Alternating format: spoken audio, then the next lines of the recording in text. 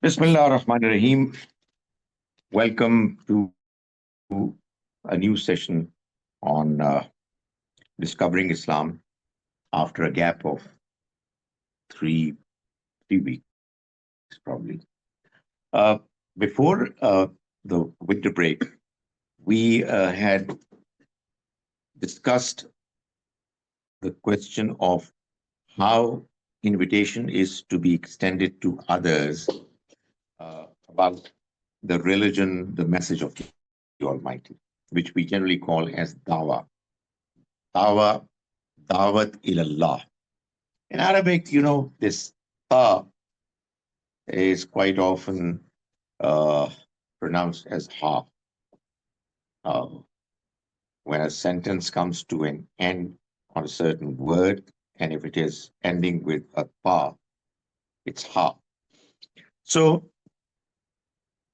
we talked about the fact that when invitation is to be extended to others to understand, accept, and believe in the message of the Almighty, it would be different uh, for different levels of invitation. There are five different possibilities.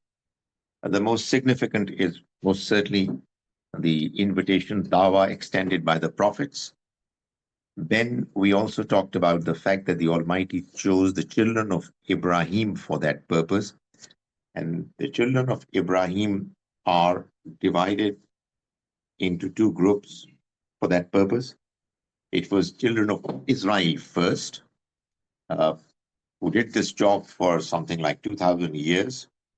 And then the status was transferred to the children of Ismail. Uh, let's call them the Arabs. Well, not all Arabs, but most of them, or many of them. Uh, then we have another level, and that is the level of the rulers. Those who are Muslim rulers, they also have an obligation to invite others towards goodness, virtue, and to stay away from vice, evil. Then there is this level of scholars who are expected to deliver the message of the Almighty to the entire society, of which they are a part. And finally, we talked about the message that is delivered by the individual. And we talked about the various different important questions that should be there, always considered when an individual is doing that job. Now we come to the question of the strategy. What exactly should be the strategy when we are inviting others uh, to the path of the Almighty? There is one verse which is most directly relevant to this subject, which is verse 125 of Surah An-Nahl, Surah number 16. It says, Ud'u ila sabili rabbika bil hikmah. Invite towards the path of your Lord with wisdom. Wal maw'izatil hasana, and beautiful admonition. Wajadilhum billati hiya ahsan, and argue with them in the best possible way. Inna rabbaka huwa a'lamu biman dhalla an sabili wa huwa a'lamu bil muhtadin. Indeed, your Lord knows the best. Who are the ones who have gone astray from his way? And he knows the best who are rightly guided. Wain aqabtum, and if you were to take revenge after you have been dealt with, negatively, فَعَاقِبُوا بِمِثْلِ مَا عُوقِبْتُمْ بِهِ, then take revenge exactly as much as you were harmed. وَلَئِنْ صَبَرْتُمْ, however, if you are patient, you don't take revenge, فَهُوَ خَيْرٌ لِلصَّابِرِينَ, it is better for those who are to be patient. Now, this verse is talking about some important factors that need to be considered by those who are taking up the task of inviting others towards the path of the Almighty. One important factor is that invitation should always be extended with wisdom, wisely. What it means is that uh, it should be with reasoning. There has to always be a rationale, explained mention behind whatever is being extended, whatever is being mentioned to others. Uh, you need to let others know about what you are asking them to do for reasons. Those reasons have to be explained. The explanation is to be in the form of arguments. Uh, the other thing is beautiful exhortations. That is, uh, whatever a person says by way of vase or speech, it should be done in a way that is, it sounds sympathetic. It is done in a way that appeals to the people. It reminds them in a way that people feel that the person who is inviting them is is a sympathizer, is not somebody who's after them, is not someone who is warning them in a way that they feel threatened. They need to feel comfortable when the invitation is extended. And invitation also needs to be uh, done in a way that if it results in some kind of a discussion or debate, the debate should also be done decently, should not be accusing others, but it should be done in a way that you are understanding what the other person is saying, you're trying to explain your point of view, and you want the other person to understand what you're saying. So the idea is not to defeat somebody. The idea is to put across the understanding that has convinced you to be to be made clear to the other person in a way that he too feels convinced. Now, the task of the inviter, second point that these verses mention. The first is that it should be done wisely. The second point is that the task of the one who is inviting is only to communicate properly. Uh, this communication is to be done as effectively as possible. The one who is inviting should always be concerned about the fact that what he himself has learned as the truth is also what the other person should also learn. For that purpose, his questions, his complaints, his criticism should be heard properly and should be responded to as best as is possible. Uh, to decide whether a person is guided or misguided is not the concern, the prerogative, the authority of the person inviting. It's not his job.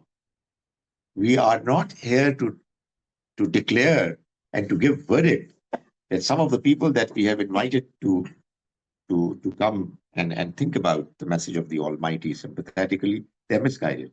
No, that is none of our business. The Quran mentions in a number of passages that we are not the ones who are to guide. It is only Allah, God the Almighty, who guides. So the Quran mentions, for example, in Surah Al-Qasas, the 28th Surah, the verse is 56. Innaka la tahdi man ahbabta. O Prophet, you cannot guide whom you like, whom you desire. Walakin Allah yahdi man yasha. Instead, it is Allah who guides whom He wills. And then He explains why.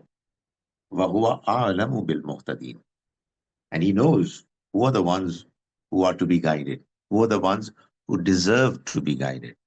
So, in other words, the process of inviting others towards the path of God involves a person or a group of people who are letting others know about the message of the Almighty. Those who receive that message would either accept or would not accept, depending upon who they are, what is their performance. whether they're actually interested or not. And it seems quite clear from the mention of the Quranic verses regarding this particular matter that the Almighty decides about whether a person deserves to be guided or not purely on the basis of the merit of the individual's moral performance. If a person is good, morally upright, is clean from inside, and the message is being delivered properly, there's no way he will not accept.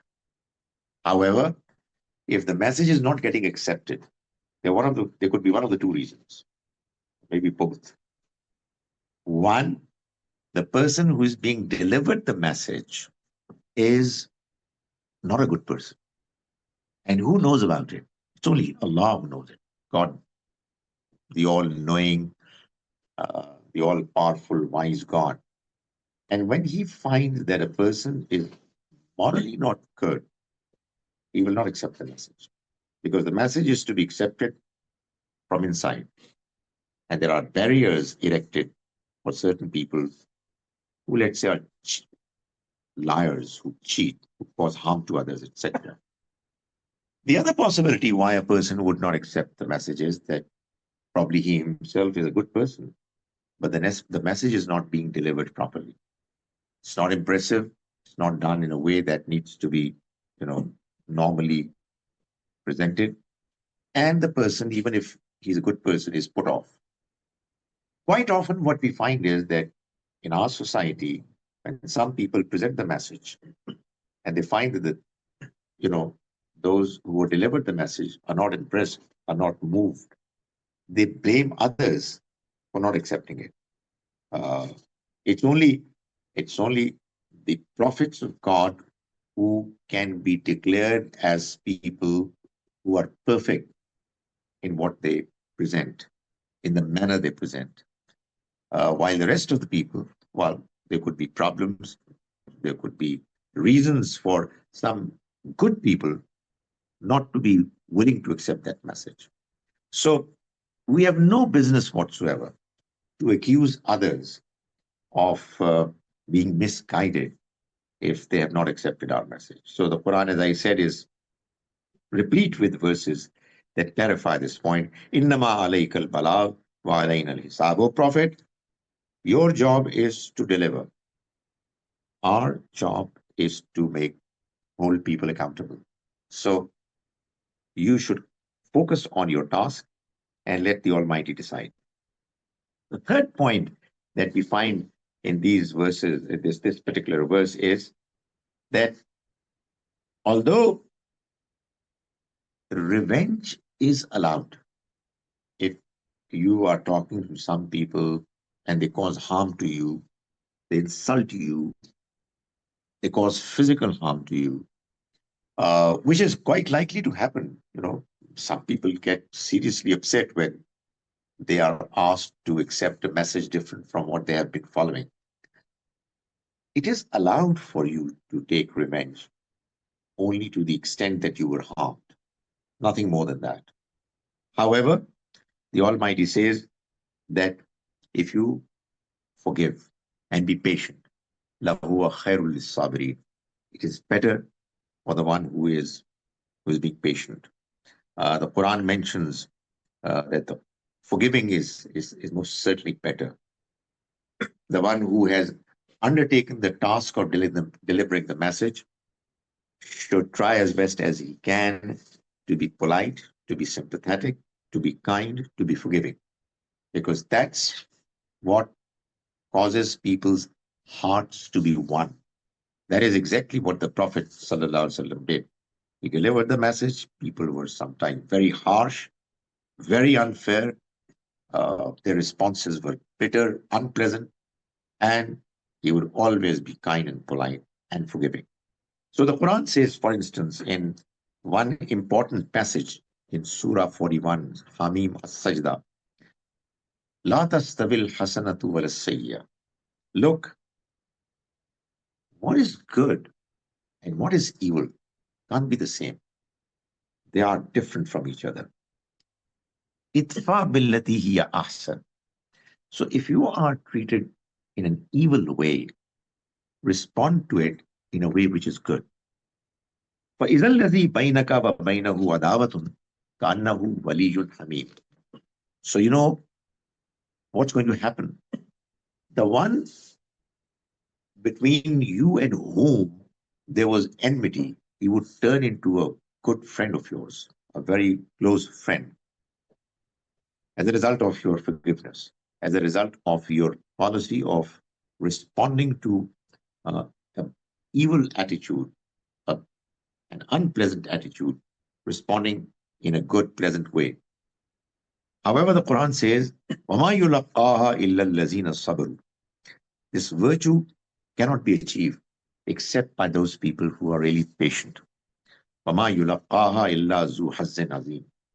And this virtue cannot be attained except by people who are really deserving, who are extremely lucky. The Almighty has chosen them for this purpose. وَإِمَّا يَنزَغَنَّكَ مِنَ الشَّيْطَانِ نَزْغٌ. And if a prompting from Satan should stir you, obviously, when somebody is being rude to you, it is very likely that you would want to respond in the same way. But you want to be patient. And while you will try to be patient, Satan is going to stir your emotions, prompt you. If that is what happens, fastaiz billah, to seek refuge in Allah. That is, ask for Allah's help. Innahu huwa samiul alim. Indeed, He is the one who is listening to everything and He knows everything. This is true for all kinds of whisperings of Satan, something we experience every day. So, as and when we realize that we're actually going through an experience where Satan is trying to entice us to do something wrong, we should seek refuge in Allah and say, A'udhu billahi minash shaitan rajim. And He's going to listen to you and He's going to help you.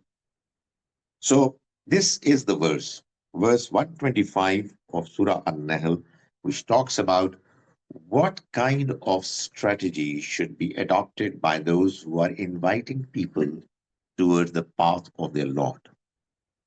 Now, in order for wisdom to be ensured, in order for us to invite others in a way which is wise, there are certain factors that are important to be considered. One of them is that we ought to know that there are stages of teachings which need to be in mind of the one who is inviting, and he should not hurry into mentioning everything that he wants others to understand and follow. And there is something called the mental capacity of the addressee. That too should be considered while you're doing this task. So this particular concern has a few aspects that should be borne in mind. For example, one of them is that it is important to realize that God's religion has a structure. It is not injunctions of the Almighty that have been given for everybody to follow as much as is possible, without any arrangement, without any sequence, without any coherence. The structure is beautiful. It has a foundation, then it has pillars, and then on the pillars there are details of the structure that are resting. If we do not appreciate and realize that there is wisdom behind the entire structure, and we just let people know about whatever comes to our mind, it really is not going to help in enabling people to understand, accept, and follow the message. There are some aspects of God's religion, some are part of the teachings which are basic, and they are important to be understood. There are others which are important consequences of those basic parts of religion. And there are still others which are at best desirable, not binding. Now, if you mix them up all together, it's going to be confusing. It's not going to serve the purpose of helping the person understand what the Almighty's religion is. So, what needs to be done is that we first let people know about the basics, the foundation, the faith, the arguments of faith, so that the person understands the Almighty's religion in a way that he's first convinced about it. He feels good about it. He's inclined to accept because he can see that the message is making a lot of sense. Its foundation is strong. It's not based on grounds which are unacceptable, cannot be argued, cannot be defended. And then when a person feels inclined and convinced, he's asked to do things which are more basic in their nature, and then moves on to go for the details. That's how the sequence should be followed when person is inviting others to understand and follow the Almighty's religion. Disturbing the sequence would make people uh, religious only in appearance. Sadly, that is what many people are doing in our times. Somehow, if a person shows interest in religion, people are interested in changing his or her appearance. That is the first target. And what you find is that somebody who is getting, regular in attending a few religious gatherings, you would find that his dress is changing. He has a beard on his face. He's covering his head and all that without understanding what the basics of religion are. The end result is that people become religious. Quite often, they become extremists. They become emotionally charged. They're not prepared to talk about religion in a way that a good, decent believer should. Why? Because what has been given to them to follow and practice are the details. The basics are not properly understood and digested. So, what we therefore find is quite often that religious people, uh, they are bearded, women have niqab, the trousers are up, and laying bare, showing the ankles. But when you talk about the basic creed, you talk about the arguments, you talk about the Quran, you talk about the message the Quran delivers and the way it delivers, they're blank. But they know a few things that are visible, which you can see in the manner the person appears and the manner he practices. And those aspects of religious change are given more importance. The end result is that neither the person himself herself is properly convinced and comfortable from deep inside, nor is he or she able to invite others properly. And that's what obviously is not something which is desirable. So it's important that when the message of the Almighty is communicated to others, it should be done in a proper sequence, keeping into consideration the beautiful structure of the entire message. And you start from the basics and then you move on to the details. Uh, the end result of not doing it properly is that people become rigid. You find that anyone who belongs to a certain religious group is not comfortable talking to somebody else, a fellow believer belonging to another group, because each one of them has accepted a certain version of a certain narrative of religion, which is different from others. And people do not have the confidence to talk to each other politely with arguments. That obviously is not something that one should look for when one is inviting others towards the faith of the Almighty.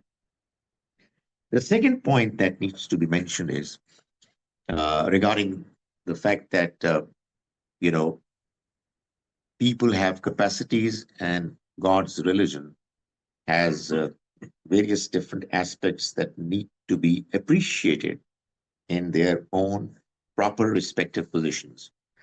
Uh, what we find is that in the seerah of the Prophet, sallallahu alaihi wasallam, he used to mention to his very close companions things, teachings, parts of religion, which he would not mention to somebody coming from the outside, to a Bedouin. To a Bedouin who comes from somewhere outside, outskirts of Medina, and would tell the Prophet that, look here, I'm here for a very short while and I want to go back. Tell me something. He would just tell him some basic teachings that are to be followed. But those aspects of the teachings of the Almighty's religion, which are deep, which expect commitment, which are in the category of enabling a person to blossom and to achieve excellence in religion, those were the ones that he mentioned to his close companions, about whom he felt confident that they now have achieved a status, a level where they can understand and properly digest and follow these teachings. So that's also an important thing that needs to be considered. The third thing that is again important is that the Quran itself mentions that the Quran was not revealed in one go. It was revealed gradually. So, for instance, in Surah Al-Furqan, the Quran says that the disbelievers said, لَوْلَا نُزِّلَ عَلَيْهِ الْقُرْآنُ جُمْلَةً وَاحِدَةً. Why was not the Quran revealed to this person in one go? And why is it that he keeps coming to us, telling us that I have received another passage of the Quran? Why could it not be done, together in one go? And the Quran responds by saying, "Kazalika." That is how we do. That's how we are doing it. لِنُثَبِّتَ بِهِ فُؤَادَكَ. So that we make your heart, O Prophet, strengthened. You feel strong. وَرَتَّلْنَاهُ تَرْتِيلًا. And we are revealing it gradually. That is, the Quran is saying that this message is being delivered by the Prophet to the people around him. Each time he receives a question, a criticism, he gets a response. That is how slowly and gradually this message is getting to the people. And the idea is that when they receive the message in response to what the need is, they feel strong about it. They feel good about it. So that is exactly how it should be done in later times as well. I mean, how could it be possible that when the Prophet ﷺ himself was present physically delivering the message, it was done gradually. And when he leaves this world and others are going to deliver the message, the entire message should be given to people to take completely. That's not how it should be done. It should be done gradually. So that each time a person, a newcomer, comes to somebody who's inviting towards the path of the Almighty, he is given what he or she can understand, can digest, can follow. And then at a later stage, some more of the expectations of the religious message should be given. And it should be done gradually. So this is another important aspect. It is said that Aisha radiallahu anha, the wife of the Prophet sallallahu alaihi wasallam, he said that the Quran first revealed verses that strengthened the faith of people. It talked about the oneness of God. It talked about the life hereafter and those aspects of the message. And then later, there were revelations, verses talking about halal, haram, and other expectations. She said if the sequence would have been reversed, And the expectations in the Sharia would have been revealed first. People wouldn't have followed them because they were not prepared for it. I mean, if you're not prepared and you are asked to do certain things which are, let's face it, not easy to follow, why would you do it? Today, what is happening is that we don't understand what belief is except the mention of what it actually is. No arguments, no attempt to help people understand.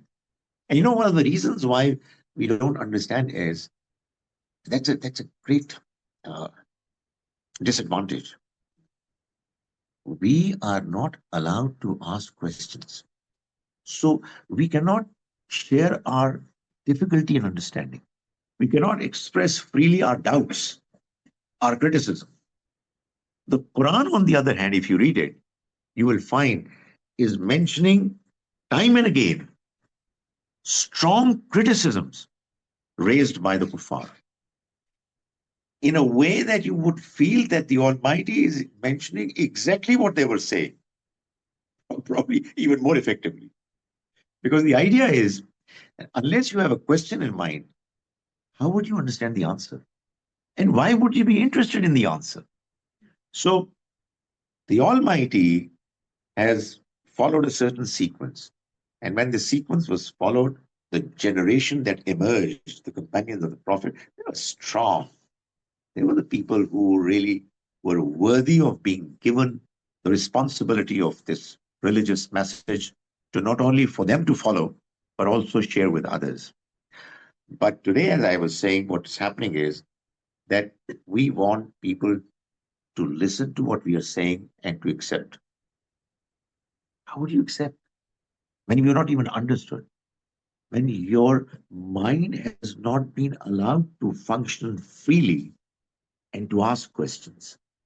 So, when you ask questions and you ask questions frankly, you have an atmosphere where you have no fear that you're going to be insulted on asking questions.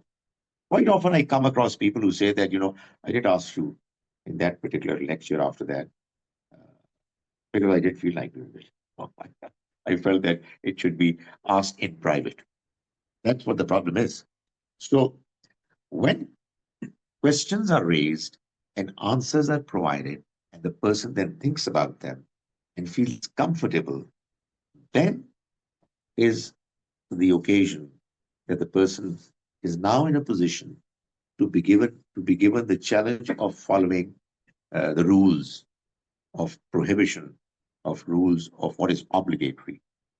Uh, what happens when you don't do it in the right sequence is that people say that this is what Allah's expectations are, and we are following it. Why? Well, who are you to ask this question? And they get upset about it. And that is not what is desirable. What is desirable is that, okay, you follow. I mean, obviously, we are born Muslims. We follow the Almighty's religion as much as we see, as much as we have been given.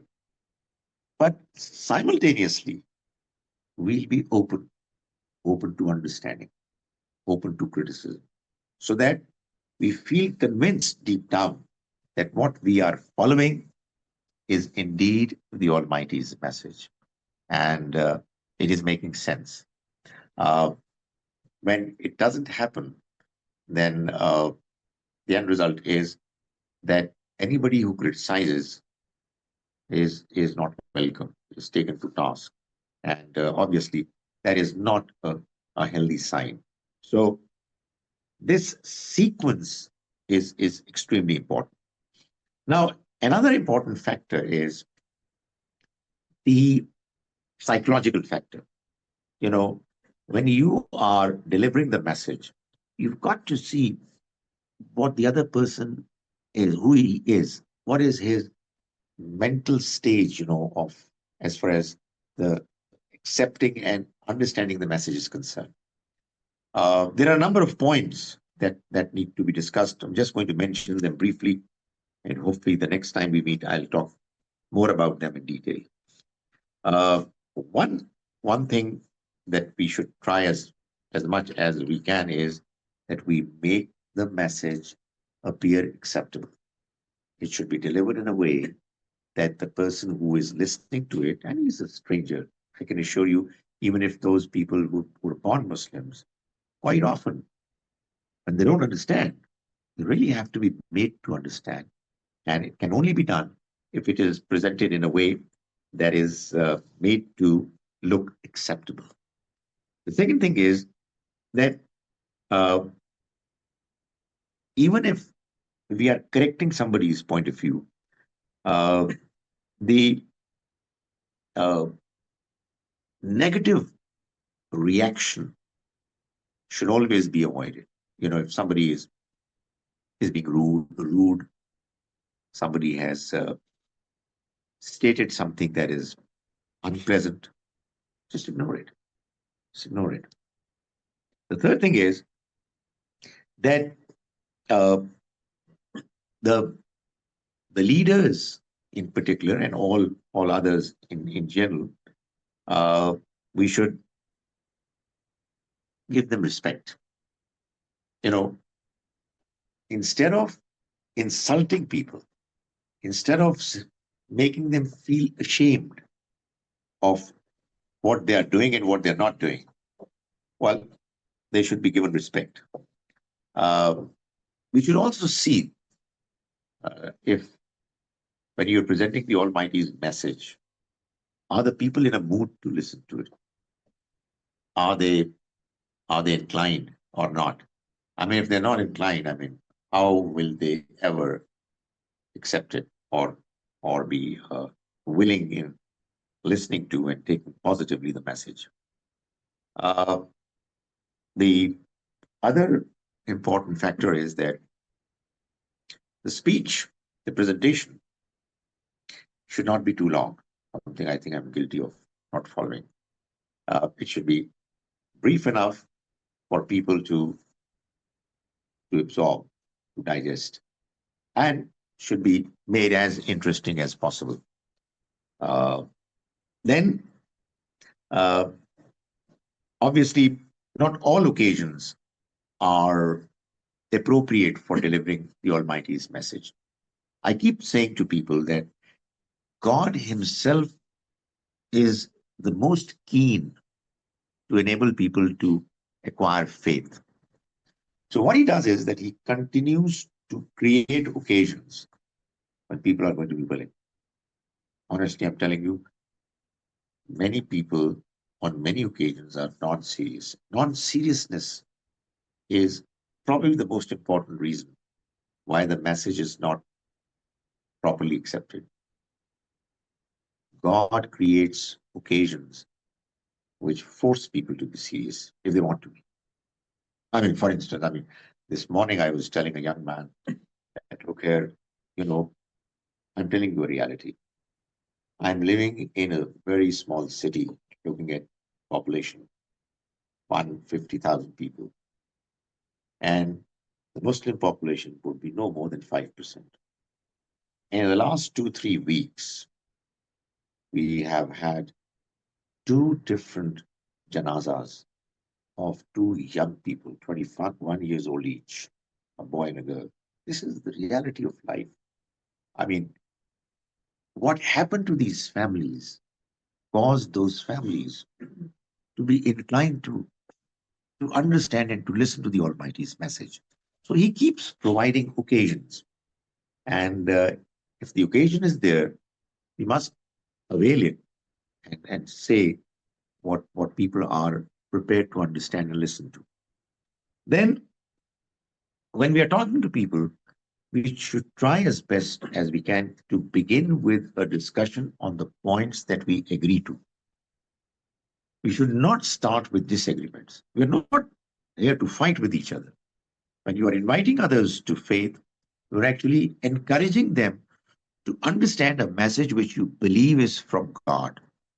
So, the best way would be to tell them that, look here, some of the things that I'm presenting to you are the ones that you already agree to, you already believe in. So these are the points that we have in agreement. And uh, then obviously, uh, when the addressees, if they are insisting then have uh, another another occasion. You know, uh, let them get more opportunities.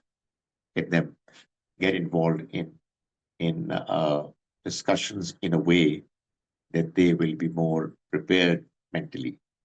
So, while delivering the Almighty's message, it's important that we take into consideration this this factor that the person or the group of people that we are talking to, that are willingly trying to understand and listen to what we are saying. That is all for today. I'm here for you to ask questions, make comments, remarks. أقول قولي هذا واستغفر الله لي.